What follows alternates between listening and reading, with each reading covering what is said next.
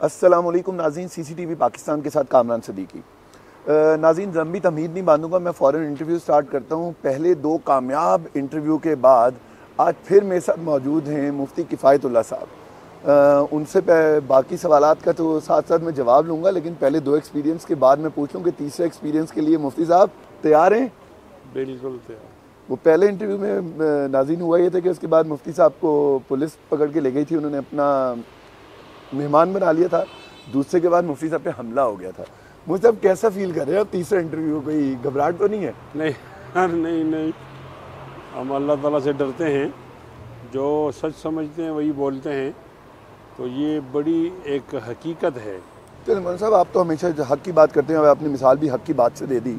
मुझे बताएं, कल आपका PDM का जो आखिरी जलसा था लाहौर, जिस पे आर या पार और बड़े बड़े दावे किए जा रहे थे, हमारी नज़र में तो फ्रेंकली कुछ नहीं हुआ उससे। आपके हिसाब से उस जलसे से आप लोगों ने क्या अचीव कर लिया? मौलाना साहब का आज का जो स्टेटमेंट आ रहा था वो ये भी कि आपके इस जलसे की जो कवरेज थी उसको रुकवाने के लिए ISPR ने बड़ा प्रेशर यूज़ किया। कहाँ पे लगा आपको? ऐसा है कि पैमरा का दबाव होता है ना तमाम चैनलों पर, और पैमरा का जो बड़ा होता है चेयरमैन, उसको नामज़द करते हैं हमारे MI वाले। तो यहाँ तो कोई एक आदमी भी ऐसा नहीं है पोस्ट पर जो उनकी मर्ज़ी के बगैर आए, तो फिर वो उसको इस मौके के लिए इस्तेमाल किया जाता है कि आप नफसियाती तौर पर इस जलसे के असर को कम करो। तो कल भी ऐसा हुआ। नहीं, जलसा तो आपका हर जगह पे था, सारे TV चैनल्स ने दिखाया, लाइव दिखाया। ये कौन सा ऐसा दबाव था जिसको आपने फील किया है कि उन्होंने डाला है? या तो हम ये कहें ना, चले नवाज शरीफ पे हम बात कर लेते हैं कि नवाज शरीफ साहब की जो तकारीर है वो नहीं दिखाई जा रही, मान लिया जी, चलें आ गया, सेंसर हो गया, नहीं आप दिखा सकते। अल्ताफ़ हुसैन की आप नहीं दिखा सकते, नाम नहीं ले सकते। आप लोगों को तो सारे हर चैनल ने खोल के दिखाया है, वहाँ पे कहाँ पे दबाव था? नहीं, दबाव इस एतबार से था कि वो मरियम साहिबा ने कहा ना आर और पार, तो इसका फिर लोगों ने ये मतलब समझ लिया कि 13 के बाद 14 को हुकूमत नहीं होगी। अब एक खौफ तो था, उसको कम करने के लिए इंजीनियर किस्म के लोग बिठाए गए और कहा कि जी आप इसको बहुत कम, शायद मिसाल के तौर पर एक वो शिबली फराज हैं, तो वो कोयटा के बारे में 15,000 आदमी थे।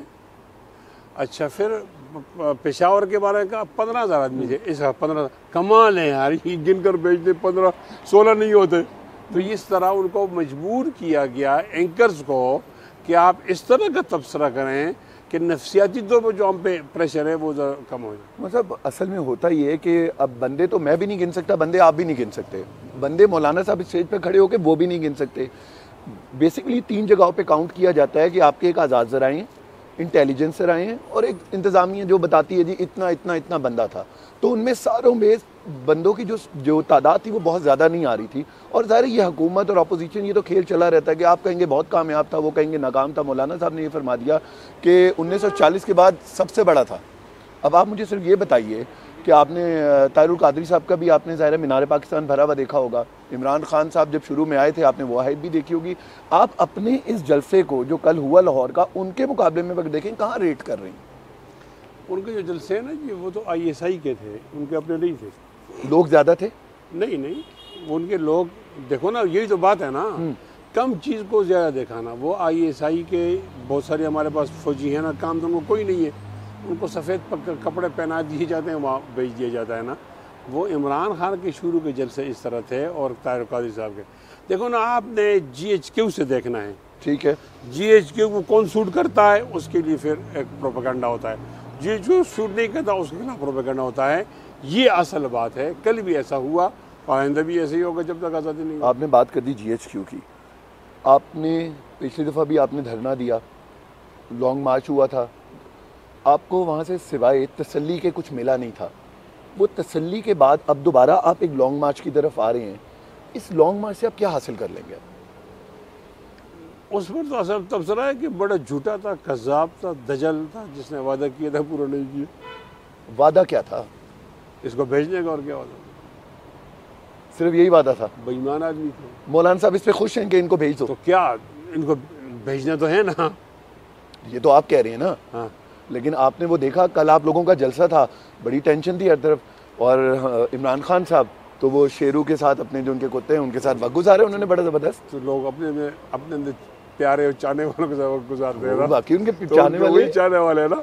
एक आदमी का सियासत से लेना देना ना होना तो फिर वो इस तरह की हरकतें करता है। लेकिन ना वो रिलैक्स उनकी आप चेक आप करें ना, इसको रिलैक्स कह relaxation। दें, आप इसको ये कह दें कि वो जो लाए हैं ना ये इसीलिए रिलैक्स है, पहले भी रिलैक्स था। हाँ। उन्हें कभी लाए भी आप, बचाएंगे भी आप। तो बस ठीक है, जो लाए हैं वो तो ठीक है, उन्होंने बचाया। तो हमने इनसे लड़ने नहीं है, हमने उनके हाथ में गरेबान में हाथ तो आप फिर खान साहब के पीछे क्यों पड़े होते किसने हैं? कहा? हर तकरीर में खान भाई खान ये तो खान मुजारे है, मालिक की बात करते हैं, इसको बोले चलो चलो हम प्रेशर दबा रहे हैं उन पर जो मालिक के मुजारे पे नहीं दबा रहे। मुफ्ती साहब वो प्रेशर में आ जाएंगे। आ गए हैं। अच्छा आ गए आ हैं। गए हैं। क्या प्रेशर लिया उन्होंने? बस जहाँ उनको बैठना चाहिए था वहाँ आ गए हैं, बैठ गए हैं, सोच रहे हैं, शर्मिंदा हैं, पशेमान हैं। लेकिन आप लोगों ने तो मुज़ाकरात के दरवाजे बंद कर दिए। हाँ ना, मुज़ाकरा तो नहीं हो गए ना। ये एक आदमी आके वो सल्यूट करेगा, मुझसे गलती हो गई है, आइंदा नहीं करूँगा, बस आए काम चलेगा। ये जब वो इमरान हटेगा फिर तो मुज़ाकरात करेंगे। अच्छा इमरान हटेगा तो मुज़ाकरात हाँ करेंगे। ना, फिर किस तरह चलाना है भाई, अगली हुकूमत वो तो नवाज शरीफ दाखिलात होगी नहीं होगी वो। वैसे तो नवाज शरीफ साहब ने उसके वजारत उस्मा का भी फार्मूला दे दिया ना, थोड़ा अरसा पीपी के रहेंगे वजीर आजम, उसके बाद मौलाना साहब ले लेंगे। ये एक दूसरे को निभाने वाली बात है। लेकिन ये कि इस दफ़ा ठीक जा रहा, हम अकेले आए थे, अब हम पीपी के साथ मिला कर आए हैं जो बहुत लिबरल है, और हम उसको भी लेकर आए हैं जो पावर स्ट्रीट ज़्यादा है।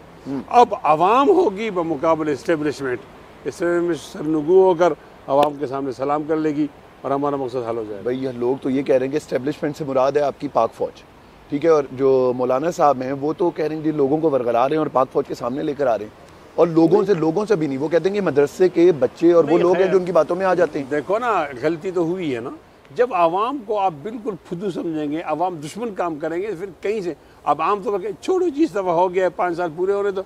नहीं भाई, क्यों 5 साल पूरे होने दो? आपको गलती पकड़नी है और गलत को गलत कहना है। अब अगर कौम आ गई है अपने वोट का पूछने के लिए, कौन सी बुरी बात है? लिहाजा हम अपने ज़ीरो से शुरू किया है, ज़ीरो से। पहले ये जाएगा, उसके बाद इंशाल्लाह मुज़ाकरात होंगे, क्या इलेक्शन कैसे हो, फौज की मुज़ाकरात हो या ना हो। चले वो जाने का भी देख लेते हैं थोड़ी सी। मैं इसको ज़ाहिर वाइंड अप की तरफ आता हूँ। सियासत की बात हो रही है, मरियम नवाज़, PMLN और पीपल्स पार्टी की सियासत अपनी जगह। वो आज मैं एक सोशल मीडिया पे एक बड़ा ज़बरदस्त एक किस्सा क्या किसी ने वो लिखा हुआ था, उसको तशबीह दी हुई थी कि एक वो मोटरवे पे एक मेहरान गाड़ी ख़राब हो गई थी और उसके आगे प्राडो आई है, उसने उसको बांध लिया कि चलो यार मेरे साथ पीछे पीछे बांधो, तो जहाँ तुम्हें लगे कि मैं तेज़ चला रहा हूँ ना तो तुमने मुझे डिपर मारने हैं। उसने चला दी, उसके पीछे से उसे लैंड क्रूज़र ने क्रॉस किया। पराडो वाला समझा ये मेरे साथ रेस लगा रहा है, उसने लगा दी रेस और पीछे से जा रहे, वो मेहरान वाला था ना, वो डिपर मारता हुआ उनके पीछे पीछे पीछे जा रहे, तो मोटरवे पुलिस ने उनके पीछे लग गई और ये किया कि पराडो और जो लैंड क्रूज़र है वो रेस लगा रहे हैं और जो मेहरान है वो उनको क्रॉस करने के लिए डिपर मार रही है। तो उसको तशबीह ये दी थी कि पराडो और जो आगे गाड़ियाँ दोनों ना वो बिलावल और मरियम नवाज़ हैं और पीछे मौलाना साहब हैं जो उनको रेस लगा रहे हैं सियासत में। तो पहले जो उनके साथ या आपके धरने के साथ हुआ है वो दोनों आपको डिच कर आ गए। अब आपके पास क्या उनकी सिक्योरिटी है या ऐसा क्या सिक्योरिटी बॉन्ड आपने भर लिया उनके साथ कि अब आपको यकीन है कि आपका साथ देंगे? कामरान, हमारा और इमरान का मामला अलग है, पीपल्स पार्टी और मुस्लिम लीग नून का अलग है। वो हैं सियासी मुखालिफ, हम सियासी मुखालिफ भी हैं और नज़रियाती मुखालिफ भी।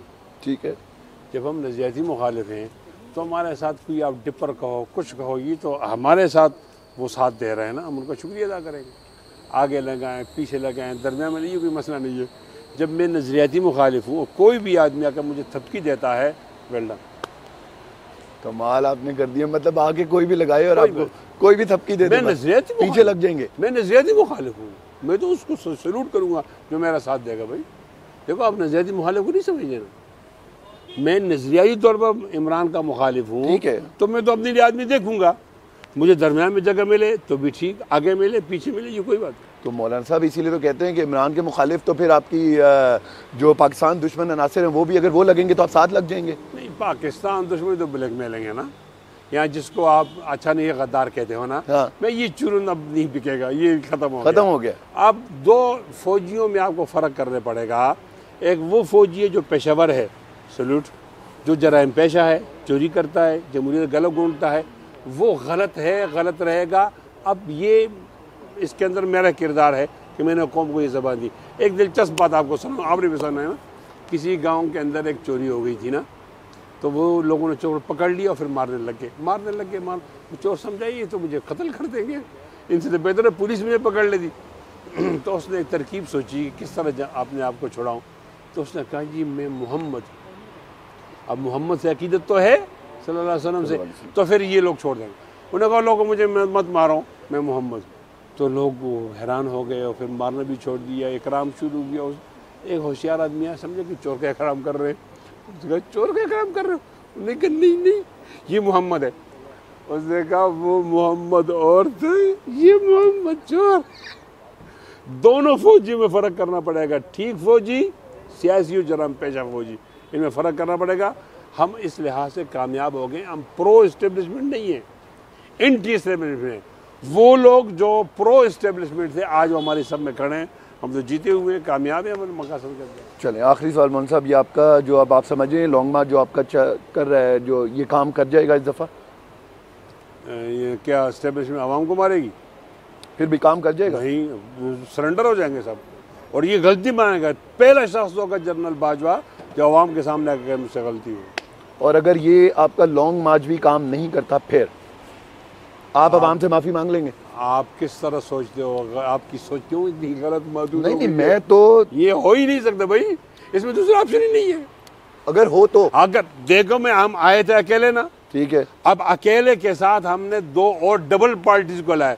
जब अवाम यहाँ होगी तो किसी का अवाम मुकाबला करेगा? अपने मफादात के लिए ना भाई, कभी नहीं वो आपको छोड़ देंगे, जाओ ना, छोड़ दिया था। तुर्की की तरफ ही जाओ ना, मैं कह रहा हूं, दो पार्टियों के साथ तो फिर ना तजर्बा ठीक नहीं है। फिर कुछ भी हो सकता है ना, कुछ भी हो सकता है। जब अवाम आएगी वो अपनी क़यादत मुंतखब कर दिया, अपने हदफ भी अचीव करेगी, फिर ठीक नहीं होगा।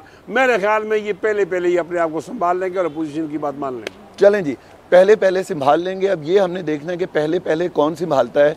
मुफ्ती साहब का जो है वो तज्जिया वो दुरुस्त साबित होता है या हम जो सोचें वो दुरुस्त साबित होता है। अब कौन किसको संभालेगा ये वक्त आने वाला बताएगा, वो भी दूर नहीं है। अपना ख्याल रखिए और देखते रहिए CCTV पाकिस्तान।